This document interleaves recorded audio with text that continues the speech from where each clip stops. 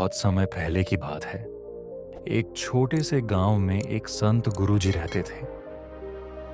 उनका ज्ञान पूरे गांव और आसपास के क्षेत्रों में प्रसिद्ध था।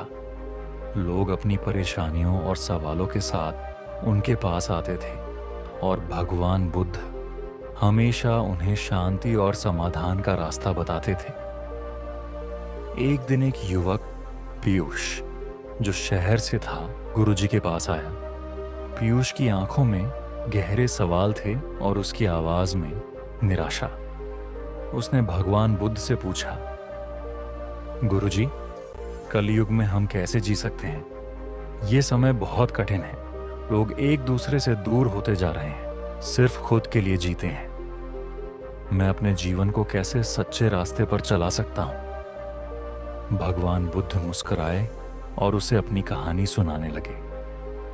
इसे छोड़कर न जाएं, क्योंकि आगे कुछ ऐसा होने वाला है जो आपको चौंका देगा।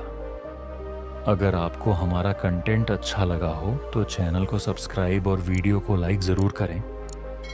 उन्होंने कहा, कलयुग कठिन हो सकता है, लेकिन हर युग में अपने अपने तरीके से आशीर्वाद छुपा होता है। तुम्हें सिर्फ इसे पहचानने की जरूरत है। भगवान बुद्ध ने पीयूष से कहा, क्या तुम मेरे साथ चलना चाहोगे? पीयूष थोड़ी हैरान हुआ, लेकिन गुरुजी के साथ चलने का मन बना लिया। वे दोनों जंगल की ओर चल पड़े। रास्ते में भगवान बुद्ध ने कहा, कली युग में सबसे बड़ी समस्या यही है कि लोग अपने भीतर शांति नहीं पा पाते। वे बाहरी दुनिया से परेशान रहते हैं। जो भीतर है वही बाहर दिखता है। ये सोचकर हम समस्याओं का समाधान नहीं खोज सकते। पीयूष चुपचाप सुनता रहा। तभी अचानक भगवान बुद्ध ने उसे एक पेड़ के नीचे बैठने का इशारा किया और कहा, ये पेड़ हमें बहुत कुछ सिखाता है। देखो, ये पेड़ बहुत मजबूत है, लेकिन कभी कभी इसे काटने के लिए लोग आते हैं। क्या तुम समझ सकते हो? पीयूष ने थोड़ी देर सोचा और फिर कहा, तो क्या इसका मतलब यह है कि हमें भी कठिनाइयों का सामना करने के बाद ही अपनी पहचान को पाना होता है? भगवान बुद्ध ने मुस्कुराते हुए कहा, बिल्कुल पीयूष, कलयुग में यही सबसे बड़ा पाठ है। जब तक हम अंदर से शांत नहीं होते, तब तक बाहरी दुनिया हमें परेशान करती रहेगी। अब तुम मुझे बताओ, तुम इस समय में सबसे ज्यादा क्या चाहते हो? पीयूष सोच में पड़ गया और धीरे से बोला, शांति और संतुष्टि। भगवान बुद्ध ने कहा, शांति और संतुष्टि बाहर से नहीं मिलती, ये अंदर से पैदा होती है। कलयुग में लोग ज्यादा चाहते हैं, लेकिन कभी संतुष्ट नहीं होते।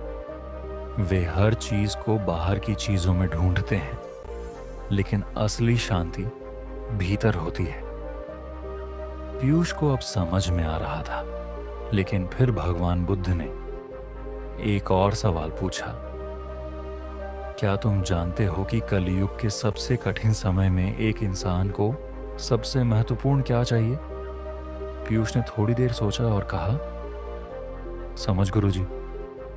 भगवान बुद्ध ने उसकी ओर देखा और कहा, नहीं पीयूष, कलयुग में सबसे जरूरी चीज है धैर्य। धैर्य वह गुण है जो किसी भी मुश्किल घड़ी में तुम्हें शांति दे सकता है। पीयूष चौंक गया। धैर्य? लेकिन गुरुजी, जब सब कुछ बदल रहा हो तो धैर्य कैसे रखा जाए? भगवान बुद्ध ने गहरी सांस ली और कहा, यही तो कलयुग का सबसे बड़ा रहस्य है। जब हर चीज अस्थिर हो, जब लोगों का ध्यान सिर्फ अपनी दौलत और शक्ति पर हो, तब अगर तुम अपनी आत्मा को शांत रखते हुए धैर्य रख सको तो तुम सच्चे मार्ग पर चल रहे हो। पीयूष गुरुजी की बातों में खो गया। अचानक भगवान बुद्ध ने कहा, लेकिन पीयूष, एक बात और है। कलयुग में बहुत से लोग अपने अहंकार और इच्छाओं के कारण रास्ता भूल जाते हैं। वे खुद को दूसरों से बेहतर साबित करने के लिए संघर्ष करते रहते हैं और अंत में वे खो जाते हैं।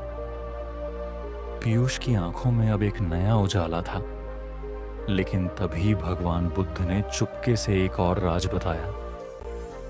तुम चाहे कितनी भी कोशिश कर लो, अगर तुम अपनी आत्मा से नहीं जुड़ पाओ तो कोई भी बाहरी सफलता तुम्हारे भीतर की शांति को नहीं लौटा सकती।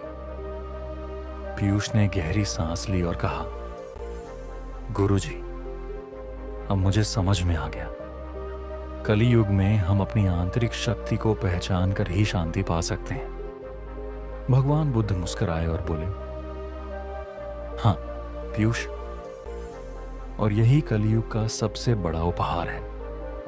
ये समय हमें सबसे ज्यादा सिखाने वाला है, अगर हम इसे सही तरीके से समझ सकें। पीयूष को भगवान बुद्ध की बातों ने पूरी तरह से बदल दिया। वह जान चुका था कि कलियुग का सही मार्ग सिर्फ बाहरी दुनिया से नहीं, बल्कि अपनी आंतरिक शांति और धैर्य से होकर जाता है। जब तक हम अपने भीतर की ताकत को पहचान कर उसे नकारात्मकता से बचाए रखते हैं, तब तक हम किसी भी परिस्थिति में शांति पा सकते हैं। और इस तरह भगवान बुद्ध के साथ पीयूष की यात्रा ने उसे कलियुग में जीने की सही राह सिखाई। तो दोस्तों, कैसी लगी यह कहानी? कमेंट करके जरूर बताएं। अगर अच्छी लगी हो तो हमारे चैनल को सब्सक्राइब करना ना भूलें। अगली कहानी में फिर मिलेंगे। तब तक के लिए ध्यान रखें और मन की चाल पर नजर बनाए रखें।